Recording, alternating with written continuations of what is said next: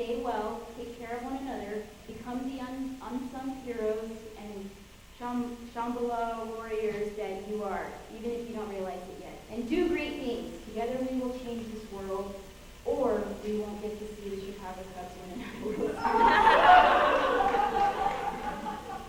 Hugs, Dave Kraft, director of the NDIS board.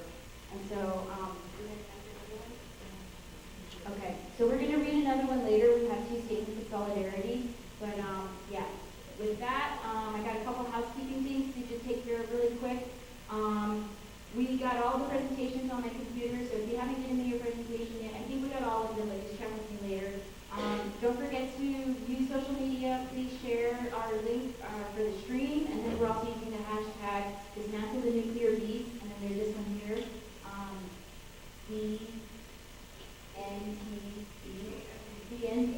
I can't, I'm sorry, it's been a long day.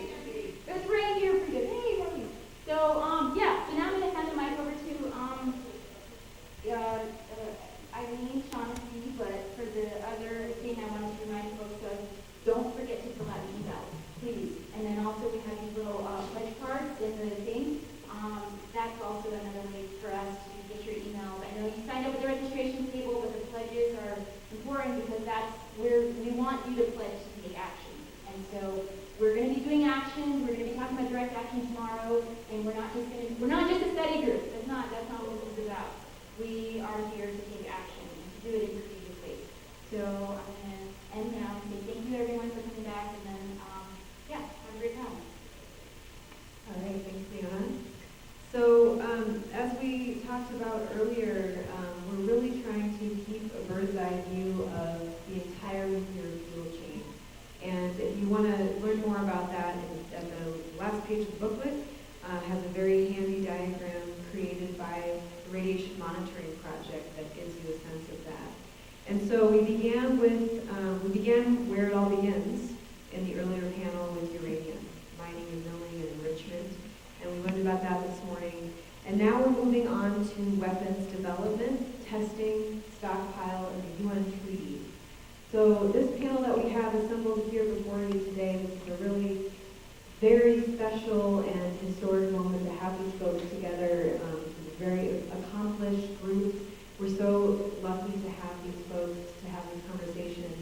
And basically we want to just get a sense of, since the beginning, since the Manhattan Project, 1945 or 1942, whenever you want to put the origin point, there's been so many negative impacts, as we know.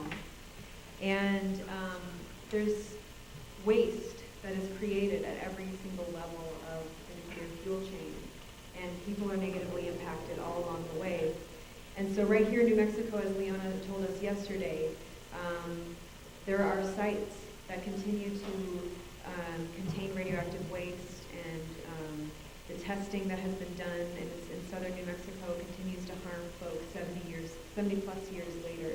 So we're going to hear about the amazing work that's being done to address those issues and to bring awareness.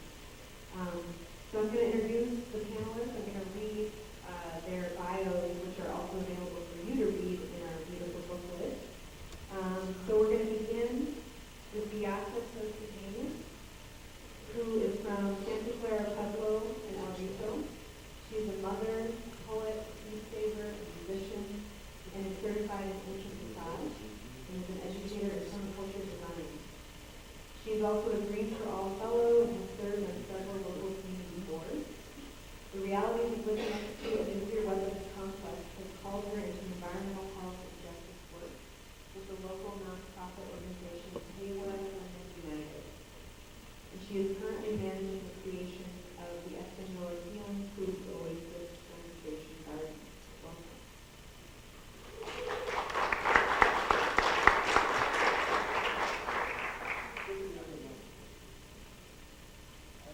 And I'm going to introduce folks one by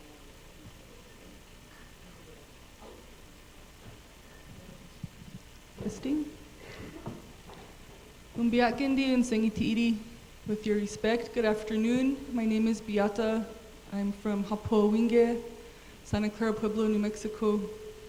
And I think to talk about the impacts of having nuclear weapons production in my backyard, I have to start with talking about the importance of place and where the site is located. It's in the Jemez Plateaus, which is the western part of our Tewa heaven. This facility, Los Alamos National Laboratories, came in a very secretive way at a time when people were not going to question any kind of job creation in our communities. And for the first decade of their establishment, there was no environmental regulations. So any waste produced, any environmental releases were all just thrown into canyons, released into the air. There's an amazing amount of airborne plutonium that was released at that time.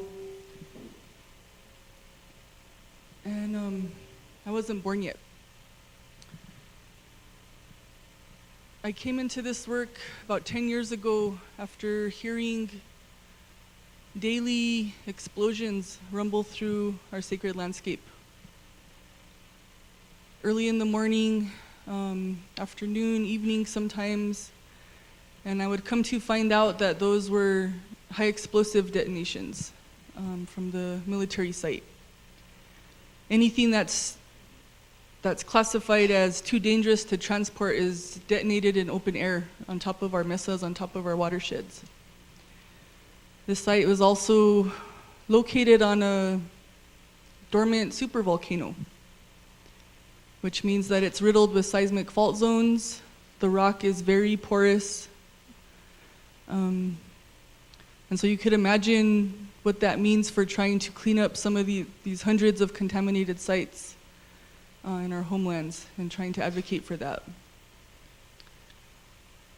A nuclear waste dump was located across from some other of our ancestral sites, Area G, as it's known as. If that's a big concern to us because it's tens of thousands of barrels of nuclear waste in unlined dirt pits, again in our sacred sites. So when I started hearing these detonations, it was a realization of what was actually taking place up there. There's a weird silencing and around the activities that happen up at the labs culturally, and I think a lot of it stems from the fact that so much of our people are dependent on this facility for economic reasons. We all have family that works there, and it's a big contradiction that we have to be faced with not having a choice between a livable wage and jobs that align with our values and beliefs as a people, as land-based peoples. My first impulse was to get my family and move from this homecoming that I was in when I started hearing these explosives. And after praying for about it, I was fortunate that I received a call from Tewa Women United asking if I'd like to facilitate an environmental focus group around landfill issues. And so that's how I started learning and educating myself around a lot of these impacts and issues that we face as Tewa peoples. And I've been doing it ever since. And so a lot of the work we do couldn't be possible without our all of our local expertise and networks and collaborations and coalitions. The two that we're most involved in, I think, are Communities for Clean Water. And many of those organizations are here represented today also that are in that group. And then also Las Mujeres Hablan. So it's fortunate that I have had mentorship to learn about these things. Otherwise, it's really difficult to find venues to do so. And I know that we know what it is going to take to heal this place we are a part of. I know that we hold many solutions as far as addressing this, and I could go in to a lot of the contamination issues, but it would take probably an hour, so I'll save a lot of that for questions maybe. But I think what I want to say is that what grounds me in this work is those centerings located outside, our corn mothers, our water, our plant medicines, our animal relatives. And we bring those wherever we go because they're alive, they're living beings, and they don't have a voice at the table. So we bring them to the table.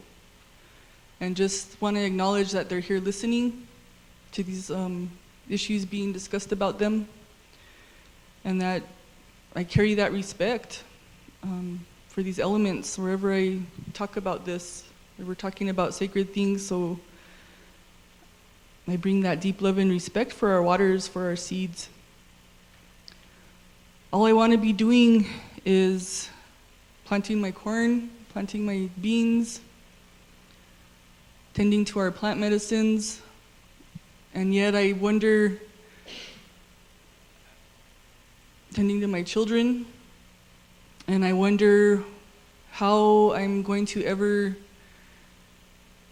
live a life of simplicity when we face such enormous issues in our homelands. And I know that I can't be, our food and seed sovereignty is dependent on clean air, land and water and soil. And so that's why I do this work.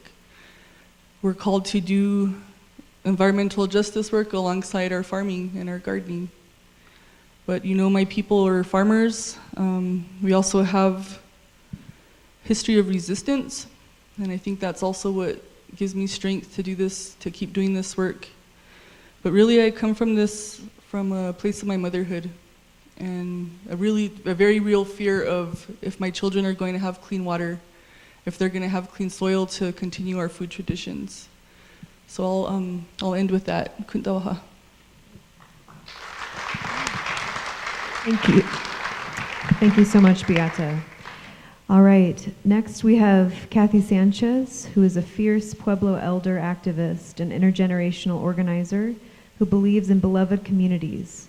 She does activism on nuclear nonproliferation, human rights, and the rights of our Mother Earth, while integrating body, mind, and spiritual awareness into environmental justice advocacy, policy change, and community education. Wow.